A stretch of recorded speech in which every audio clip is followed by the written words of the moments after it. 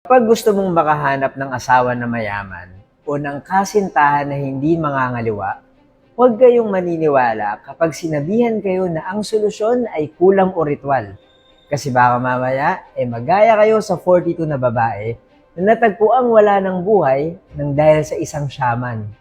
Story time. Ito ay isang malagim na true story na nangyari sa isang village na naniniwala sa kulam o black magic. Meron kasing isang lalaki na tawagin natin sa pangalang Ahmad.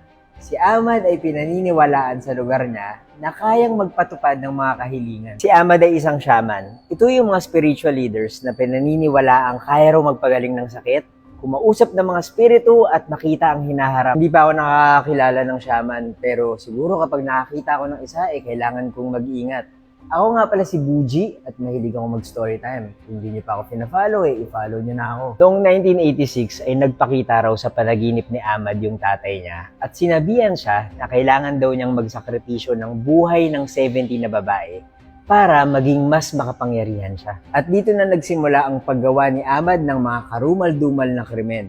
Karaniwan sa mga biktima niya ay kusang pumupunta sa kanya. Ang sabi, pumupunta raw yung mga kababaihan sa kanya para humiling ng isang boyfriend na hindi manloloko o kaya magkaroon ng asawa na mayaman. Bilang parte ng ritual, dadalhin niya yung babae sa isang bukid at maghuhukay ng lupa na hanggang bewang ang lalim. Ilalagay niya dun yung babae at ibabaon niya. Hindi ko alam kung ano yung amats niya, pero kailangan daw yung ulo ng babae nakaharap sa direksyon ng bahay niya. Ang hindi alam ng babae na hindi niya makagalaw dahil nakabaon yung kalahati ng katawan niya sa lupa, bigla siyang sasakali ni Ahmad hanggang sa hindi na siya makahinga. 11 years daw itong ginagawa ni Ahmad pero hindi niya nakumpleto yung 70 na babae.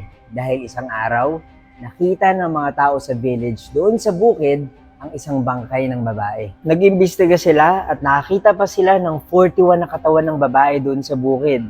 At napag-alaman nila na lahat yon ay kliyente ni Ahmad. Nangyari ito sa bansang Indonesia.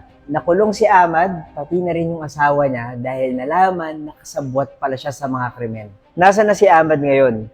Noong 2008, inamatay siya dahil na firing squad siya doon sa bansa niya.